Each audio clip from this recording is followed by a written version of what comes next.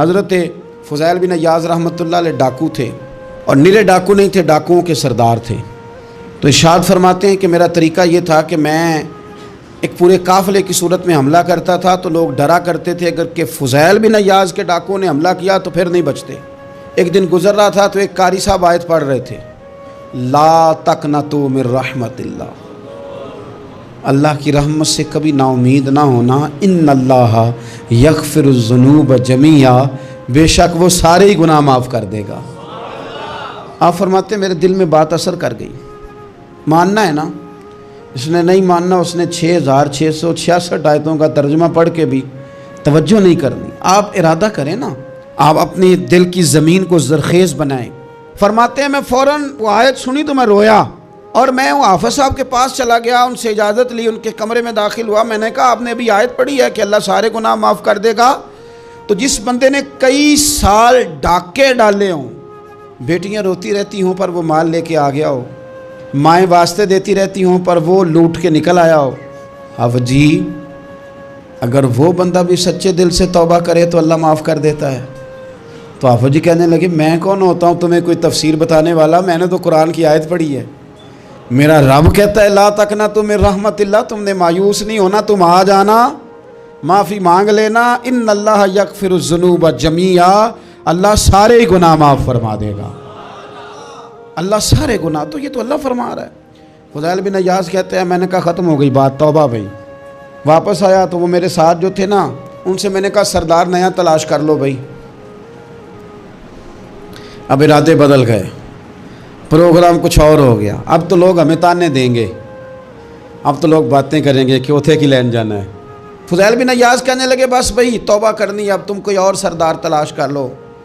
اور اوپر سے نہیں کہا، توبہ کی تقریریں نہیں کی، دوسروں کو میسج نہیں بھیجے، اور لیکچر نہیں جھاڑے، رو کے کہا، درد سے کہا، دل سے کہا۔ تو وہ جو باقی کے تھے نا، ان پر سردار کی بات کا اثر ہوا۔ کہنے لگے سردار ہم نے سردار نیا نہیں ڈھونڈنا، اگر چوریاں مل کے کی ہیں تو اب تو اس طرح تو نہ کر، توبہ بھی مل کے ہی کریں گے، اب اللہ بھی مل کے ہی کریں گے، اب بس تو اگر ادھر جائے گا تو ہم بھی تو جائیں گے نا۔ اللہ اکبر۔ فضیل بن عیاض کہتے ہیں ظاہر ہے مال لوٹا کرتے تھے، میں نے مسئلہ پوچھا علماء سے تو انہوں نے بتایا کہ یہ تو حقوق العباد کا مسئلہ ہے، جو لوٹا ہے وہ تو واپس کرنا ہی پڑے گا۔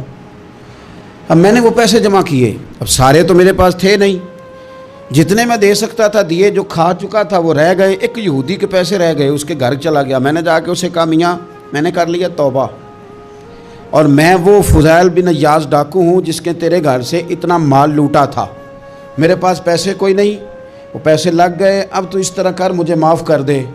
وہ کہنے لگا نا جناب، یہ بھی کبھی کبھی ہوتا ہے، لوگ نا شرافت کو بزدلی سمجھ لیتے ہیں۔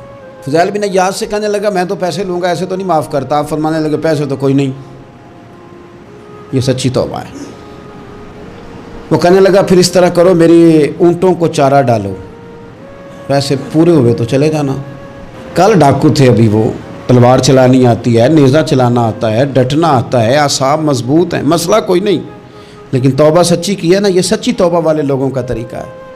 اس سے کہہ سکتے تھے کہ جا آج تو لب دینی لے لے، تجھے کہا معاف کر دے، تو تیار ہی نہیں ماننے کو۔ حضرت فضیل بن عیاض کہنے لگے اگر اونٹوں کو چارہ ڈالنے سے تو معافی دیتا ہے نا، تو میں تیرے اونٹوں کو چارہ ڈالنے کو بھی تیار۔ کیوں کہ راضی اللہ کو کرنا ہے، اپنے ضمیر سے بوجھ اتارنا ہے، بندوں کے سامنے سرخرو نہیں ہونا، اللہ کے حضور ہونا ہے۔ توبہ کا مطلب ہے رب کوئی بارگاہ میں سرخرو ہونا، بندوں کے سامنے نہیں۔ حضرت فضیل بن عیاض سے کہنے لگے ڈالیں گے تیرے اونٹوں کو چارہ، کیوں نہیں ڈالنا؟ 2-4 دن چارہ ڈالا تو وہ یہودی ایک دن کہنے لگا کہ یہ نا ٹھیکریوں سے بڑی ہوئی تھیلی ہے، یہ تو ذرا اٹھا کے لا۔ حضرت فضیل بن عیاض نے اٹھا کے اسے دی، جب اس نے کھولی تو اشرفیوں کی بھری ہوئی تھی۔ تو آپ فرمانے لگے تو کہتا ٹھیکریاں اٹھا کے لا۔ کہنے لگا میں تورات بڑی پڑھتا ہوں، عالم ہوں، میں نے تورات میں پڑھا تھا کہ مسلمان جب سچی توبہ کر لیں گے نا تو رب ٹھیکریوں کو بھی سونا بنا دیا کرے گا، پھر یہ مٹی کے ڈھیلے اشرفیاں بنا کریں گے۔ تو میں نا تیری توبہ چیک کر رہا تھا، یہ اس میں نے روڑے بڑے ہوئے تھے، لیکن تو اٹھا کے لایا، تو تیری توبہ بھی سچی ہے اور تمہارا دین بھی سچا ہے، اب اس طرح کہا رہا معافی اس شرط پہ دوں گا کہ مجھے کلمہ پڑھا تاکہ میں بھی مسلمان ہو جاؤں.